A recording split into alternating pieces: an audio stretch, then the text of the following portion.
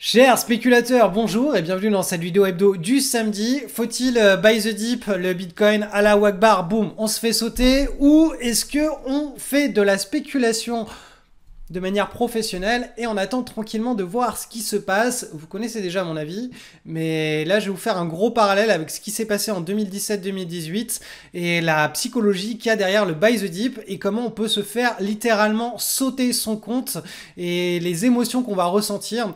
Donc je vais être un petit peu trash dans cette vidéo. On va utiliser une métaphore d'un couteau qui se plante dans la jambe et que l'on va tourner avec plus ou moins de profondeur. La profondeur va tout simplement être la taille du drawdown qu'on est en train de se taper sur le compte bancaire. Et vous allez voir qu'en réalité, c'est même pas le drawdown qui nous fait craquer sur la fin, c'est la durée de cette torture.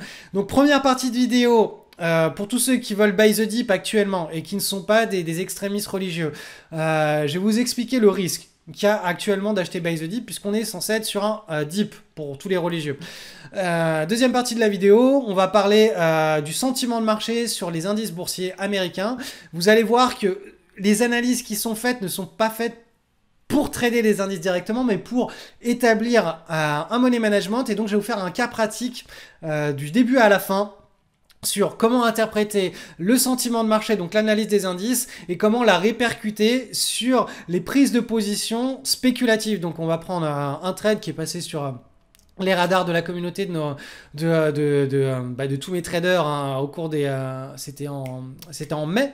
Et on va voir comment on sizait la position, où est-ce qu'on entrait, comment on trouvait cette opportunité, et comment le sentiment de marché était un outil qui nous permettait dans l'action, c'est-à-dire quand on prend les positions, de savoir combien est-ce qu'on investit sur l'opportunité.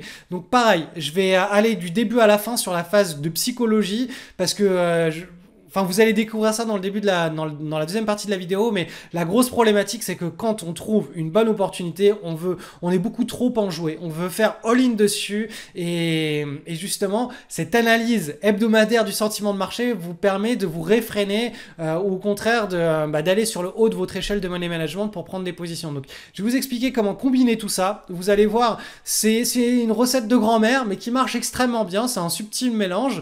Quand vous respectez les ingrédients, eh bien, ça marche très très bien, ça vous protège pendant les périodes de risque et ça vous permet de bien manger du bon gâteau hein, délicieux pendant les périodes où on a des espérances de gains qui sont anormalement élevées. Donc c'est parti pour cette vidéo hebdo. Analyse du Bitcoin. Alors, faut-il buy the dip ou pas? Puisque actuellement, beaucoup pensent que c'est les soldes sur le Bitcoin. À mon sens, ça reste du casino et je vais vous montrer pourquoi, tout simplement. Là, on est sur le Bitcoin, suite à l'implosion de la dernière bulle hein, qui était en décembre 2017. Donc, décembre 2017, voilà, le plus haut est ici, et boum, là, ça part. Donc là, on est en mode, ok, ça y est, le Bitcoin a trop baissé, je crois au Bitcoin, j'achète, je buy the dip. Ok, donc là, ça remonte, je suis content, puis finalement, ça redescend, ça vient tester le support, et là, je me dis, ok, là, c'est bon, je revends ma femme, mes gosses, la voiture, je vais voir le banquier, je fais un crédit, c'est la deuxième opportunité de ma vie. Je rachète du Bitcoin, je buy the dip. Ça remonte et là je dis, là ça y est, je suis un king. Le Bitcoin il va aller à 1 million de dollars. Voilà, je suis full, j'en ai plein les poches, j'en ai plein les fouilles. Je suis comme un dingue. Et puis bah là, mince, ça redescend. Et là je commence un petit peu à avoir la goutte de sueur. Je commence à me dire, est-ce que j'ai pas fait une grosse connerie? Est-ce que le Bitcoin va vraiment aller dans l'espace avec Elon ou est-ce que on est vraiment dans un marché baissier? Il va falloir que je tienne des positions pendant pas mal de temps avec des pertes latentes qui sont d'une violence astronomique, hein, moins 90, moins 85, moins 80%, moins 70. Bon, bah voilà, ça part vers le bas. Huch! Et là, on est sur du... Voilà, alors. Si on a vraiment buy the dip, qu'on a eu de la chance, hein, on a acheté 3 fois, une fois là, une fois là, une fois là. Je parle pas de ceux qui ont cru que le dip il était là, puis là, puis là. On parle vraiment de celui qui a buy the dip au meilleur moment de l'histoire des buy the dip. La baisse, elle aura été de l'ordre de moins 53%. Et j'ai même envie de vous dire, le problème, c'est même pas la baisse, c'est la longueur. C'est comme si vous aviez quelqu'un qui vous enfonçait un couteau, hein. Alors le couteau, voilà, ça va être moins 50%, ça va être 5 cm, moins 80%, ça va être 8 cm. Et il vous enfonce et puis il tourne tout doucement comme ça. Là. Il tourne, il tourne, il tourne. Et ça dure comme ça plusieurs mois. Et la douleur, croyez-moi, au final, c'est pas les moins 50 ou les moins 80%, c'est le temps. C'est le temps que ça dure, cette torture. Et c'est ça qui fait craquer tout le monde. Et là, actuellement, là, les gens sont dans la même psychologie que là, sur le deuxième dip, là. Ils sont en train de se dire... Buy the dip, là, le Bitcoin, il va rebondir. C'est le meilleur moment pour acheter. Mais encore une fois, on n'en sait rien. Là, c'est pile ou face, c'est du casino. Donc, on va revenir à nos graphes actuels. Allez. Et là, voilà. Là, la psychologie est à peu près la même. On est venu taper une première fois cette zone-là. Et là, actuellement, on est en train de travailler une deuxième fois cette zone-là. Moi, mon analyse, vous la connaissez, hein, ça fait pas mal de temps que je vous l'explique. Si on commence à clôturer en hebdomadaire, en daily, puis après en hebdo sous ce canal-là, de mon point de vue, on est en bear market et il va falloir pas mal de temps et d'énergie avant de temporiser, de digérer tout ça et de repartir sur un bull market. Là, pour le moment, donc cette zone-là, elle n'est toujours, donc la zone des 29 000, hein, des 30 000, 29 000, elle est toujours pas cassée avec des clôtures, avec une ou deux clôtures en hebdomadaire et encore moins en daily. Donc là, pour le moment, on n'est toujours pas, on a toujours de l'espoir pour le bull market. Faut-il acheter maintenant avec cet espoir? Et je viens de vous l'expliquer, le pourquoi du comment. À mon sens, non. Si vous êtes un religieux fervent et que vous êtes capable d'endurer ce fameux planté de couteau qui va durer plusieurs semaines, voire plusieurs mois, hypothétiquement, ok, vous pouvez buy the dip actuellement. Ça ne vous posera pas de problème puisque vous êtes un extrémiste. Ok, le couteau ne vous fait pas peur. Bref, je ne vais pas rentrer dans les clichés, sinon je vais me faire striker la vidéo. Mais voilà. Par contre, si vous êtes un investisseur lambda qui regardait trop de vidéos sur YouTube, qui écoutait trop de médias financiers spécialisés crypto, et on le sait, la plupart du temps, mis à part quelques bons intervenants, la plupart du temps, dès que vous abonnez à des chaînes crypto, on a quand même affaire à des gens qui sont des religieux extrémistes. Hein. C'est dès que vous leur dites qu'attention, le Bitcoin, peut-être qu'il va pas survivre dans les 2 ans à venir. Peut-être qu'il est en train de perdre de sa dominance et qu'il y a d'autres cryptos qui vont arriver et d'autres implémentations de la blockchain qui vont arriver, etc. Là, ils vont vous dire non, n'importe quoi, tais-toi, tu dis que des bêtises. Donc ça, c'est typiquement le genre de religieux qui n'est pas capable, il voit soit tout blanc, soit tout noir, mais il voit pas de zone grise au milieu, ça n'existe pas. Je sais même plus ce que j'étais en train de dire. Bref, tout ça pour vous dire que ces gens-là, ils vont vous dire buy the dip et ils vont être capables d'endurer une souffrance. Mais vous les écoutez, vous y croyez, mais dès que vous allez avoir le couteau planté dans la jambe et que ça va remuer un petit peu, croyez-moi, vous n'êtes pas des religieux, vous n'allez pas tenir pendant 8 mois ou 12 mois une position aussi douloureuse. Donc l'idée, encore une fois, c'est de pas forcément buy the dip là, hein, c'est plutôt d'attendre de voir ce qui se passe, tout simplement. Et je vous le répète, encore une fois, le scénario tranquille, le scénario pépouze, le scénario du spéculateur qui est cash, c'est tout simplement, il attend qu'on consolide, qu'on revienne dans le canal, on stabilise, on a un breakout et on prend la position. Effectivement, on va pas acheter au plus bas, on va pas revendre au plus haut, mais on sera serein, on aura uniquement des trades avec lesquels on est extrêmement à l'aise. Si le trade là, il tourne mal, on revend très très rapidement. Voilà, tout est beaucoup plus sain, on est beaucoup plus serein sur nos prises de position, c'est de la spéculation pérenne. Là, les questions sur est-ce que j'achète là ou là, est-ce que je tiens ma position ou pas, c'est pas des questions que vous devez vous poser si vous êtes des spéculateurs. Si vous êtes des religieux du Bitcoin, effectivement, vous pouvez aller chercher tous les dips, mais si vous êtes des spéculateurs et que vous cherchez des trades extrêmement bien sélectionnés et qui vous apportent de la douceur, hein, je veux dire, c'est de la spéculation douce, attendez juste des bons setups de trading. Donc voilà, concernant le Bitcoin, voilà, je vais vous répéter ce que je vous dis depuis plusieurs semaines. On est dans un range, si on casse par le haut, c'est bon pour le bull market, si on casse par le bas ce range, donc cassure par le bas, ça veut dire clôture, plusieurs clôtures en dessous de la zone des 29 000, 30 000 dollars. Là, on sera dans un scénario hein, de grosses déconfitures sur les bitcoins avec des niveaux, on peut aller chercher très facilement hein, les 15 000 dollars, donc oui, les 20 000 dollars, puis ensuite la zone des 12 13 000 dollars. Et oui, ça fait partie des niveaux. Je sais qu'il y en a qui vont me dire, mais non, c'est impossible, Cédric. C'est de la spéculation. Quand les gens paniquent, les gens revendent à perte. Ils veulent juste se débarrasser, ils veulent juste enlever le couteau de la blessure. C'est tout. Donc le couteau, qui soit enfoncé à 15 cm ou à 2 cm, hein, à moins 20%, à moins 80%, peu importe, la douleur elle est là, ils en peuvent plus, ils veulent juste enlever le couteau, ils l'enlèvent. Et donc là, c'est ce qui déclenche hein, toutes ces vagues de panique baissière qui peuvent amener le Bitcoin très très bas en l'espace de quelques séances à peine. Hein. Ça peut aller très très vite. Donc affaire à suivre. En tout cas, voilà, pour tous les religieux, by the deep là, hein, et pour tous les autres qui, je le pense, ne sont pas des religieux qui suivent la vidéo hebdo avec religion chaque samedi depuis des années, vous connaissez hein, le mode opératoire hein, que l'on pratique. Faut tout simplement attendre tranquillement de voir un bon setup de trading. Analyse du SP500, on est toujours en train de tutoyer le haut de notre canal à très long terme.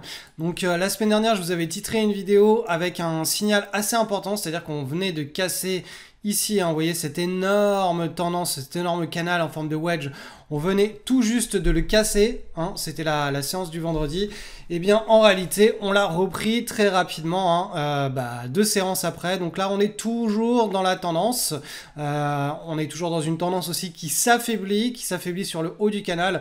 Donc affaire à suivre. Hein. Mais bon, le signal là ici, il a été invalidé. Ça a été repris. Donc on a une nouvelle structure de consolidation qui est en formation sur le SP500. Je rappelle, hein, on est sur un mouvement, un marché haussier qui est déjà bien vertical, qui est en train de ralentir en termes de cadence. Donc là, de mon point de vue, il y a 2 scénarios possibles. Soit le scénario, on entre en bulle, donc au courant de l'été, on casse par le haut, et là on se met à accélérer un petit peu comme ce qu'on avait observé à la fin des années 90, hein, avec la bulle sur les valeurs technologiques du Nasdaq, donc une accélération du momentum, soit tout simplement une bonne respiration. Une bonne correction qui, du coup, si elle a lieu, elle devrait avoir lieu d'ici la fin du mois de juillet, donc une cassure par le bas et une correction d'une ampleur dont on n'a pas la connaissance. Mais tout ce que je peux vous dire, c'est qu'en principe, le retour de bâton, il est de l'amplitude inverse à celle de la hausse. Et comme la hausse a été quand même relativement forte hein, depuis la crise Covid, on est quand même parti... Alors, la souris, il y a tout qui déconne là. Hop, on va rapprocher ça, voilà. On a une hausse de l'ordre de... Entre le plus bas et le plus haut, on a eu 95% de hausse hein, sur le SP500, on a eu bien plus sur le Nasdaq. Donc par effet ricochet, par effet miroir, on devrait assister à quelque chose de l'ordre, si ça venait à casser par le bas, de l'ordre de moins 20% de baisse très facilement. Et cette baisse serait saine, hein. Je veux dire, ça remet pas en cause le marché haussier, hein. C'est simplement quelque chose qui est sain. On évolue toujours comme sur un escalier, hein, une marche après une autre. Et quand on enjambe 3 ou 4 marches d'un coup, on est à bout de souffle. On a besoin de se reposer, on a besoin de respirer. Donc parfois, il faut redescendre 1 ou 2 marches. Parfois, on reste sur la marche actuelle, mais on a besoin de respirer pour pouvoir à nouveau reprendre l'ascension et voilà, si on fait tout en sprint, on n'ira pas loin, alors que si on y va tranquillement, marche après marche, ou 3 marches, et on se repose, là on peut aller très très loin pendant pas mal de temps dans notre ascension. Donc c'est un petit peu l'analogie qu'on espère observer sur le SP500 et les indices boursiers, de manière à ce qu'on puisse avoir un marché haussier qui perdure indéfiniment. Hélas, vous le savez, c'est pas comme ça que ça marche sur les marchés financiers. En général, on a toujours des zones d'irrationalité et d'extrême. Donc notre alpiniste, hein, il fait un sprint pour aller le plus haut possible, et puis après, une fois qu'il est à bout de souffle et qu'il est mort, soit il se laisse tomber dans le vide, soit il dégringole la montagne en sens inverse. Mais voilà, les marchés financiers, en général, une ligne avec des fondamentaux et autour de cette ligne, hein, donc une valorisation avec des fondamentaux économiques ou des fondamentaux pour une entreprise ou pour un actif. Et puis autour de cette ligne des fondamentaux, on a les fluctuations, la psychologie humaine. Donc forcément, quand on s'éloigne beaucoup trop, bah, si l'irrationalité est extrême, on peut aller chercher extrêmement loin par rapport à cette ligne des fondamentaux. Et là, tout le monde va se dire, mais c'est complètement déconnecté de la réalité, c'est du Tesla, c'est du Bitcoin, etc. Donc là, bah, quand il n'y a plus d'acheteurs, parce que tous ceux qui étaient positifs sur l'actif sont déjà dessus, bah forcément la gravité commence à s'inverser et là ça se met à revendre et puis bah là il y a les mouvements paniques hein, qui viennent corriger l'irrationalité extrême haussière, on tombe sur l'irrationalité extrême baissière, donc là on corrige, mais le problème c'est qu'on corrige bien plus bas, bien en dessous de la réelle valorisation fondamentale de l'actif, et donc là on assiste à une zone de panique, et ensuite une fois que la zone de panique et que il n'y a plus personne sur le marché, on a à nouveau des gens qui viennent se dire non mais attends, là on est vraiment on décote, on est en dessous la valeur fondamentale de l'actif, là ça vaut le coup d'en acheter, donc là le rebond se fait et à nouveau une vague de spéculation a lieu avec une irrationalité plus ou moins importante en fonction de l'histoire qui se raconte autour de l'actif. L'histoire qui se raconte, je pense que c'est vraiment la chose la plus importante pour appréhender les fluctuations. Tous ceux qui viennent sur les marchés financiers en pensant trouver des fluctuations qui sont en rapport direct avec les fondamentaux d'un actif sont déçus. Parce que à un instant T, il est fortement improbable que les fluctuations reflètent la vraie valeur, la réelle valeur fondamentale de l'actif. On a toujours donc cette irrationalité qui est poussée plus ou moins forte autour de cette valeur fondamentale. Et le plus on a de l'irrationalité, le plus on a une histoire forte, un petit peu comme ce qu'on observe sur Tesla, et bien le plus on a une déconnexion entre la valeur fondamentale de l'entreprise et sa cotation. Et effectivement, quand il n'y a plus d'acheteurs et qu'on a un retour de bâton, un réajustement, une normalisation, et bien c'est là où on assiste tout simplement à un crack, et c'est d'ailleurs ce que Michael Burry est en train de... Vous savez, si vous n'avez pas vu le film The Big Short, regardez-le, je pense que vous êtes nombreux dans la communauté à l'avoir vu. Mais ça retrace le pari à la baisse qu'avait fait Michael Burry sur la crise des subprimes en 2007. Enfin, il est arrivé très en avance, mais bon, il a profité de la crise des subprimes et de l'effondrement des marchés entre 2007 et 2009. Et là, lui, il est fortement baissier sur l'action Tesla, il est short, et c'est un petit peu ce que je viens de vous expliquer avant. Lui, il le perçoit avec ses propres mots, ses propres termes, mais on est trop déconnecté de la valeur fondamentale de l'entreprise. On observe une irrationalité qui est complètement folle, donc à un moment donné, quand ça va se corriger très fortement et très très rapidement. Donc on va aller voir, maintenant qu'on a vu le SP500. Le SP500, on a vu que, concrètement, on a compris, on a bien monté, on n'a pas eu le temps de vraiment respirer, mis à part cette respiration du mois d'octobre de l'année dernière. Là, on n'a pas eu le temps de vraiment respirer, donc on s'attend à une respiration. Et si on venait à casser les niveaux, là, on passerait dans une autre psychologie de marché qui est, on passe la vitesse supérieure en termes d'irrationalité. Donc là, on partirait sur vraiment un mouvement en bulle. J'ai du mal à voir ce scénario se réaliser, mais voilà, tout est possible sur les marchés financiers. J'ai vraiment besoin de, moi, dans ma tête, pour rester serein sur mes positions longues, je veux voir une correction, une temporisation pour garder des fondamentaux en termes de graphique qui restent sains. Après, bien entendu, je n'ai pas la main sur les marchés, je n'ai juste qu'une interprétation dans cette humble vidéo hebdomadaire du samedi. On va aller voir sur le Dow Jones. Donc le Dow Jones, c'est le même type de configuration. Donc on avait ce wedge qui a été cassé donc la semaine précédente, et là on est en train de consolider latéralement. Donc je vous ai fait les deux scénarios, positif, on casse par le haut et on assiste à une nouvelle jambe haussière, et négatif, on casse par le bas. Donc vous voyez, la semaine dernière on a eu juste une séance en journalier en dessous, et puis on a repris la séance. Donc là on est sur des données en journalier, on n'est pas sur de l'hebdomadaire. D'habitude je fais une analyse hebdomadaire, mais là c'est pour vous montrer un petit peu, vu qu'on est sur des zones un peu volatiles, ce qui s'y passe et les faux signaux que ça peut générer quand on est trop scotché avec un microscope sur l'analyse des graphes. C'est pour ça que c'est toujours très important de prendre beaucoup de hauteur, beaucoup d'amplitude sur les unités de temps pour respirer, pour ne pas se faire avoir à la moindre fluctuation haussière ou baissière.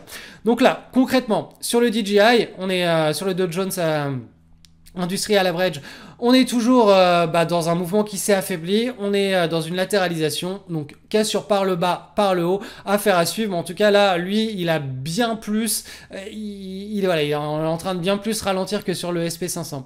Et enfin le Nasdaq, donc le Nasdaq qui est un peu la star, le leader de ce marché haussier depuis la crise Covid. Lui, il est toujours sur une latéralisation en forme de wedge, mais si on casse par le haut, alors là, vous voyez, en journalier, on pourrait dire, Cédric, là, on est en train de casser par le haut, oui, mais en journalier, encore une fois, les faux signaux sont légion, il vaut mieux attendre d'avoir quelque chose de très propre en hebdomadaire et qui soit validé par une nouvelle cassure en hebdomadaire, donc la semaine d'après, sur des nouveaux plus hauts. Là, on aurait quelque chose qui s'approcherait beaucoup plus d'une validation d'un signal. C'est pour ça, plus on descend dans les unités de temps et plus on doit avoir affaire à du bruit de marché et prendre en compte le fait que la moindre cassure d'une figure chartiste à la hausse ou à la baisse n'a pas la même valeur sur une unité de temps qui est faible que sur une unité de temps qui est haute. Plus on monte en unité de temps et moins on a de bruit de marché et plus les signaux sont limpides, sont clairs. Donc là, de mon point de vue, sur le Nasdaq, on est toujours dans une figure de consolidation en forme de wedge. C'est pas les deux petites séances qu'on a vues ici qui doivent nous faire entrer dans une vision extrêmement positive et bullish des marchés. Bien entendu, là, si on continue au-dessus et que sur le SP500 et les Dow Jones Average, Industrial Average, on casse par le haut. Là, effectivement, notre scénario d'une nouvelle jambe haussière pour la deuxième partie de l'année 2021 sera le scénario à privilégier. En tout cas, pour le moment, vous connaissez mon avis. Les risques pour cet été sont beaucoup plus sur une saine correction à la baisse, voire même un crack. On peut très bien avoir un crack boursier. Quelque chose de l'ordre de moins 25, moins 30% en moins de 2-3 semaines, une correction très très très forte. Les probabilités sont plus dans ce sens-là de mon point de vue. Donc le seul message de ces 10 minutes que je viens d'enregistrer, c'est simplement, si je devais résumer en une phrase, c'est soyez défensif sur vos positions spéculatives. Qu'est-ce que ça veut dire? Ça veut dire simplement utiliser un money management qui soit sur le bas de votre échelle de money management. Si vous utilisez habituellement entre 0,5% de risque par trade et 1 ou 1,5% de risque par trade, là actuellement, sur les belles opportunités que vous voyez, approchez plus, utilisez plus des positions de 0,5% que de 1,5% de risque par trade. Et si on devait avoir des signaux qui sont très bullish sur tous les indices boursiers américains, là on pourra repasser sur du 0,75, 1%, 1,5% pour ceux qui sont les plus agressifs sur leur portefeuille boursier. Donc voilà, ces 10 minutes, c'était simplement pour résumer en une phrase, grosso modo, ce sentiment de marché-là, on l'utilise surtout pour le money management, on l'utilise pas pour prendre des positions directement sur les indices boursiers. Donc, je vous rappelle les contextes. Tant qu'on est dans un marché haussier, qu'on soit dans un marché qui se dégonfle ou qui réaccélère, à partir du moment où on reste dans un marché haussier, l'idée c'est de prendre des positions spéculatives de swing trading. Donc, qu'est-ce qu'une position spéculative? Donc, on a quelque chose qui nous fait une large base, hop, comme ceci. Alors, je vais changer les couleurs et je vais passer ça en hebdomadaire. Boom, weekly. Donc voilà, on a une large base, on a une extraction de large base avec des volumes. Donc ça veut tout simplement dire que cette action intéresse des investisseurs, elle revient sous le feu des projecteurs. Après, on ne sait pas si c'est juste un pump and dump. Donc on attend une belle consolidation de chartiste avec une baisse simplement de la volatilité. Donc la belle consolidation de chartiste, c'est un pivot qui est tapé à plusieurs reprises. Donc là, typiquement, il a été tapé, voilà, une fois, 2 fois, 3 fois, 4 fois. Et là, on se dit, ok, on a vraiment un niveau psychologique sur lequel les acheteurs butent. Donc, s'il vient être cassé à la hausse avec des volumes, ça voudrait dire tout simplement que ça y est, ils ont gagné. Donc les acheteurs ont gagné sur les vendeurs, il n'y a plus de vendeurs, et donc là, ça risque d'accélérer. Donc ça, c'est le premier élément. Deuxième élément, il faut une baisse de la volatilité des cours avant cette cassure. Donc la cassure, elle a lieu ici, hop, et là, vous voyez, toutes les séances d'avant, et ça, c'est vraiment extrêmement important. Toutes ces séances-là, on a une baisse drastique des fluctuations de la volatilité. Ça veut dire que tout simplement, on a un consensus, un prix de marché qui a été trouvé. Les acheteurs et les vendeurs, il n'y a plus de bataille qui est forte. Et puis, à la fin, dès que les acheteurs repartent à l'assaut, ils trouvent plus personne en face. Pourquoi? Tout simplement parce que les vendeurs sont morts.